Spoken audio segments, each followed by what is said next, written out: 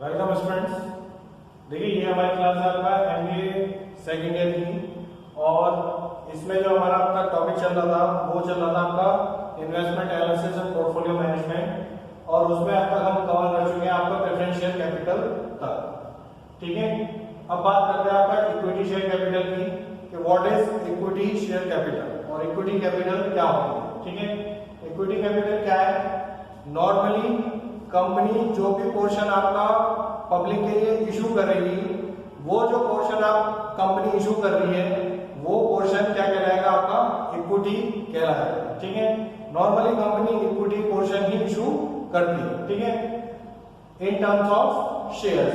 तो यहाँ आ जाइए, इसमें क्या है आपका invested money that in contrast to debt capital is not repaid to the investor in the nominal course of business. ठीक है, it represents the risk capital stake by the owner through purchase of a company's common stock. ठीक है, जो आपकी share capital है, जो आपकी equity capital है, वो क्या है? आपका कंपनी का एक कॉमन स्टॉक है इन टर्म्स ऑफ शेयर्स। ठीक है, और शेयर्स क्या है? शेयर्स जो है आपका कंपनी की जो कैपिटल है उसको छोटे छोटे पार्ट्स में divide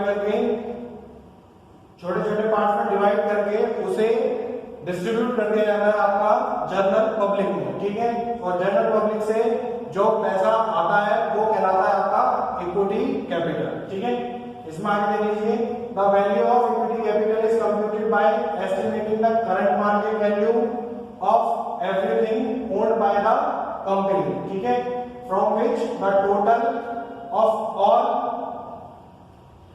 total of all liability is subtracted on the balance sheet of the company. Equity capital is listed as stockholders equity or owners equity, also called equity financing or share capital. ठीक है, जो मैंने आपको अभी तक बताया कि है क्या आपकी शेयर कैपिटल?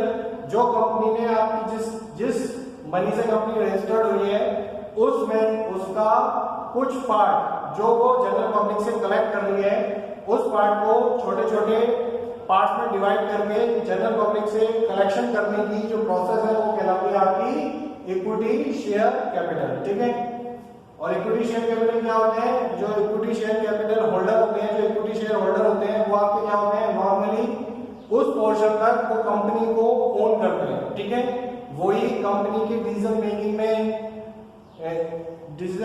पार्टिसिपेट करेंगे और उनके पास ही कंपनी के डिसीजन मेकिंग के लिए वोटिंग राइट होगा।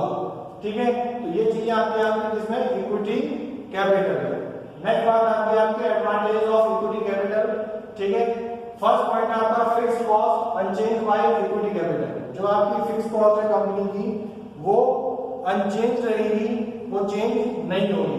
केवल जो हमारे पास एग्जिस्टिंग पोर्शन है उस पोर्शन में से ही कुछ पोर्शन हम क्या कर रहे हैं? एज ए इन्वेस्टमेंट पब्लिक के लिए इंट्रोड्यूस करवा रहे हैं, और पब्लिक अपनी इन्वेस्टमेंट को हमारे पास as a investment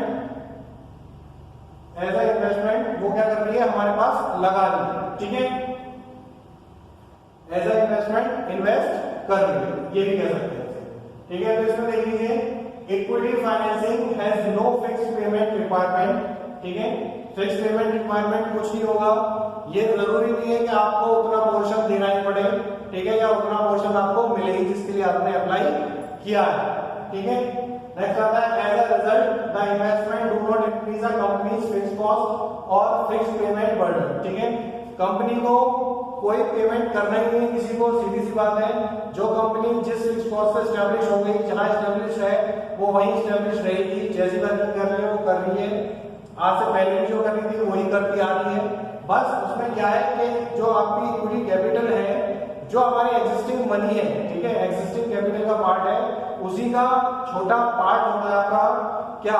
equity capital. ठीक है, और उसी को हम क्या कर रहे हैं? नॉर्मल पब्लिक में डिस्ट्रीब्यूट करके नॉर्मल पब्लिक की जो मनी है अपनी कंपनी में इन्वेस्ट करवा रहे हैं। ठीक है, और उसमें की कंपनी कोई एक्स्ट्रा खर्चा करती नहीं है। ठीक है, छोटे मोटे खर्चे होते हैं, कोई ज्यादा फिक्स कॉस्ट हमारी बढ़ती नहीं है और ना कोई एक्सपेंडिचर्स का बर्डन कंपनी के ऊपर आता है। ठीक है, in addition dividends to be paid to equity investors can be deferred and cash can be directed to business opportunities and operating requirement as need. ठीक है, इन एडिशन मींस क्या होगा कि कंपनी को पता है कि इतने टाइम बाद हम जब भी अपने इक्विटी शेयर्स को रिडीम करेंगे, ठीक है, या उनका पेमेंट करेंगे, तो हम कंपनी के प्रॉफिट में से उनका पेमेंट करेंगे। प्लस जो इक्विटी शेयर्स होता है वो कंपनी की जब तक लाइफ होती है तब तक वो एज इट इज रन करता रहता है। ठीक है, केवल और केवल वो ट्रांसफरेबल हो जाएगा from one person to another person, लेकिन कंपनी उसे अपनी लाइफ में कभी वापस नहीं देगी। ठीक है, और जो पर्सन उस शेयर का होल्डर होगा, कंपनी टाइम टू टाइम अपने प्रॉफिट का certain part as a dividend उसे प्रोवाइड करवाती रहेगी। ठीक है, फर्स्ट पॉइंट है आपका fixed cost unchanged by equity capital. Second है आपका collateral free financing. Collateral free financing means इसमें आप देख लीजिए कि equity investor do not require a plea of collateral. Collateral मतलब कोई जरूरी फीस, ठीक है, जरूरत या आवश्यक फीस है क्या कि इक्विटी जो शेयर होल्डर है उस पर कोई ऐसी कंपनसेशन लागू नहीं होती कि उसे जरूरी कोई फीस पे करनी है। ठीक है, नॉर्मली आप कोई भी ट्रेडिंग करते हैं, आप किसी भी कंपनी के शेयर परचेज करेंगे, आप सीधा जो आपका स्टॉक ब्रोकर है उसके थ्रू आप शेयर परचेज करेंगे, डीमैट अकाउंट के थ्रू आप जा रहे हैं। ठीक है, आपको पता है कि मुझे पर शेयर इतनी कॉस्ट पे करनी है, ठीक है, और उसके अलावा मुझे कोई कॉस्ट पे नहीं करनी। ठीक है, आप गए, आपने अपनी मनी लगाई और मनी को या तो आप डे इंट्राडे ट्रांजैक्शन कर रहे हैं या क्या कर रहे हैं, आप शेयर को होल्ड करके रख रहे हैं। ठीक है, वो सारी चीजें आती है आपकी कोलैटरल फ्री फाइनेंसिंग। नेक्स्ट आते हैं आपके लॉन्ग टर्म फाइनेंसिंग। ठीक है, long term financing means company में जो भी इन्वेस्टमेंट होगा आपका, जो नॉर्मली आपके इन्वेस्टर्स हैं वो क्या होंगे, वो मोस्टली आपके लॉन्ग टर्म इन्वेस्टर होंगे। ठीक है, और जो कंपनी इक्विटी शेयर से अपने यहाँ इन्वेस्टमेंट करवा रही है किसी का भी मनी, तो जो मनी इन्वेस्ट कंपनी में हो रही है वो लॉन्ग टर्म के बेसिस पे ही हो रही है। क्यों?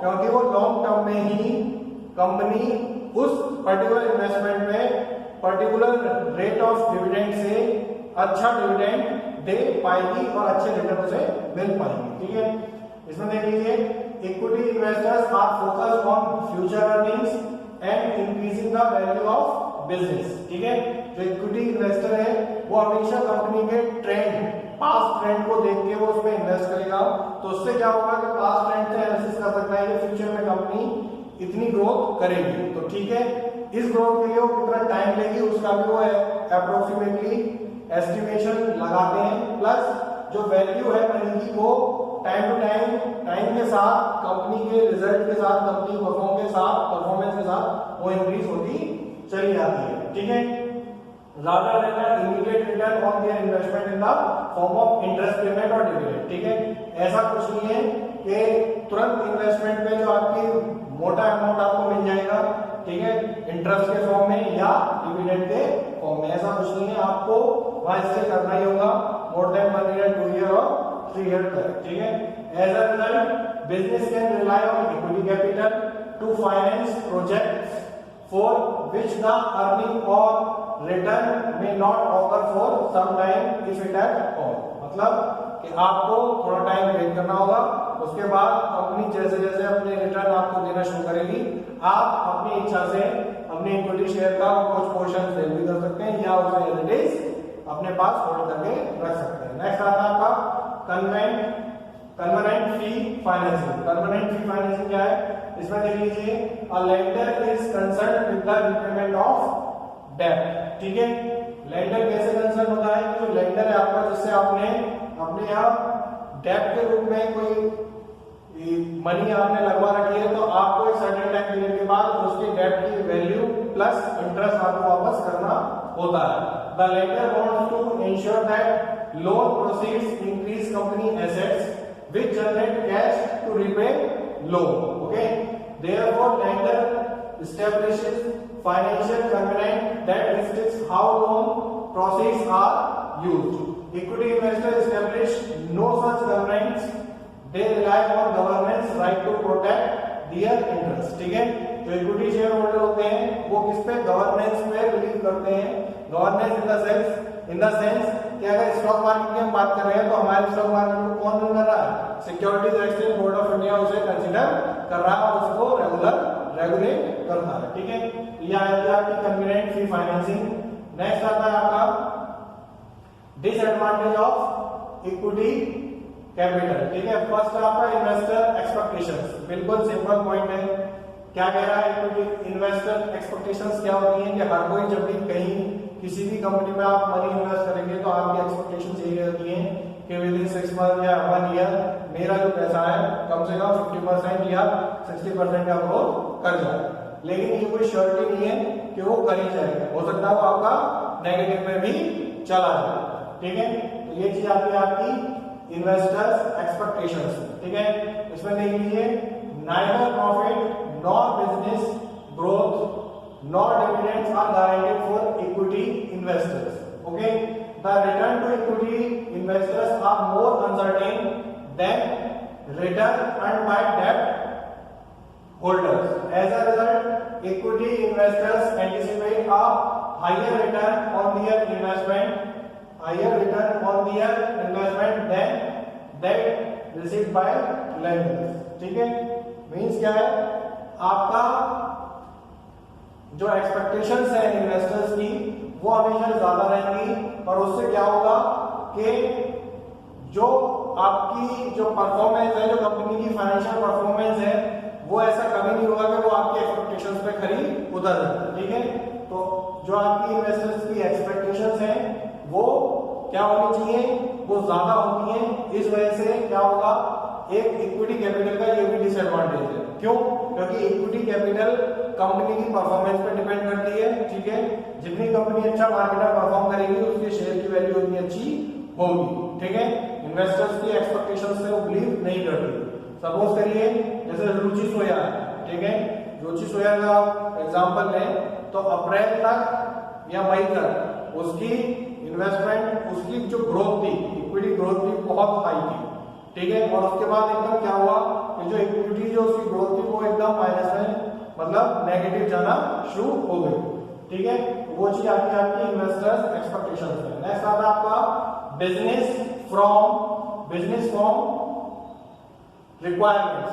ठीक है, बिजनेस फ्रॉम रिक्वायरमेंट्स, इसमें आप देख लीजिए legal restrictions govern to use of equity financing and the structure of the financing transactions. ठीक है, लीगल जो रिस्ट्रिक्शंस होती हैं वो क्या करती है? गवर्न करती है किसे? आपका इक्विटी फाइनेंस को और इक्विटी फाइनेंसिंग को और फाइनेंशियल ट्रांजैक्शंस को। ठीक है, in fact equity investors have financial rights including a claim to distribute dividends and proceeds for the sale of the company in which they invest. The equity investor also have govern rights pertaining to the board of director elections and approval of major business decisions. These rights dilute the ownership and control of a company and increase the oversight of management decisions. ठीक है, disadvantage क्या है आपका इसका? Business form requirement, मतलब business form requirement means कि आपका जो इन्वेस्टर है, जितना भी आपका इक्विटी शेयर होल्डर है, वो उस पोर्शन के लिए क्या है? उस कंपनी में मालिकाना हक रखता है। ठीक है, और होगा क्या कि वो कंपनी के आपके जो बोर्ड ऑफ डायरेक्टर्स हैं उनको चुनने में भी उसका रोल होगा, जो कंपनी का मैनेजमेंट है उसको चुनने में भी उनका रोल होगा, और जो कंपनी नए बिजनेस चेंजेस ला रही है उनको अप्रूव करने में भी उनका रोल होगा। तो कभी कभी ऐसा होता है कि हर चीज हर टाइम में आदमी जो आपका इन्वेस्टर है वो उसे एक्सेप्ट नहीं करता। कंपनी की जो पॉलिसी मेकर है उन्हें वो अच्छी लगती है कि हाँ इससे कंपनी को क्या होगा, फ्यूचर में बेटर परफॉर्म कर पाएगी, लेकिन जो प्रेजेंट में आपकी कंडीशंस हैं उसको देखते हुए जो आपका इन्वेस्टर्स है, जो आपका इन्वेस्टर है जिसने आपकी कंपनी में इन्वेस्ट किया है इक्विटी में, वो आपके साथ एग्री नहीं करता। तो इस वजह से क्या है कि जो आपकी जो कंपनी के जो डिसीजन मेकिंग है वो पेंडिंग हो जाते हैं, जिससे क्या होता है कि बिजनेस फॉर्म्स रिक्वायरमेंट, जो बिजनेस की आपकी फॉर्म है उसे थोड़ा चेंज करने की आपको रिक्वायरमेंट हमेशा रहती है। ठीक है, लास्ट आता है आपका financial return distribution. Financial return distribution means आप इसको देख लीजिए क्या होगा कि फाइनेंशियल रिटर्न डिस्ट्रीब्यूशन में कोई भी ऐसा सर्टेन पैरामीटर नहीं है इक्विटी केस में कि इतना रिटर्न आपको वापस आएगा। ठीक है, होगा क्या, अगर कंपनी फाइनेंशियली अच्छा परफॉर्म कर रही है या मार्केट में अच्छा परफॉर्म कर रही है तो उसके अकॉर्डिंग आपको क्या मिलेगा, रिटर्न अच्छा मिल जाएगा। अदरवाइज कंपनी जैसा परफॉर्म करेगी उसी के अकॉर्डिंग वो आपको रिटर्न प्रोवाइड करवाएगा। ठीक है, इसमें देखिए each investor in a company has a right to the cash flow generated by the business after all other claims are paid. ठीक है, मतलब क्या है कि जितने भी आपका कैश फ्लो जनरेट हुआ है उससे पहले जितने भी क्लेम आपके पास आए हैं उन सब क्लेमों को फुलफिल करने के बाद ही आपका जो पेमेंट है, जो आपका पोर्शन का पेमेंट है वो कंपनी करेगी। If the business is sold the owner share cash equal to the net profit of the business if a gain occurs on the cell.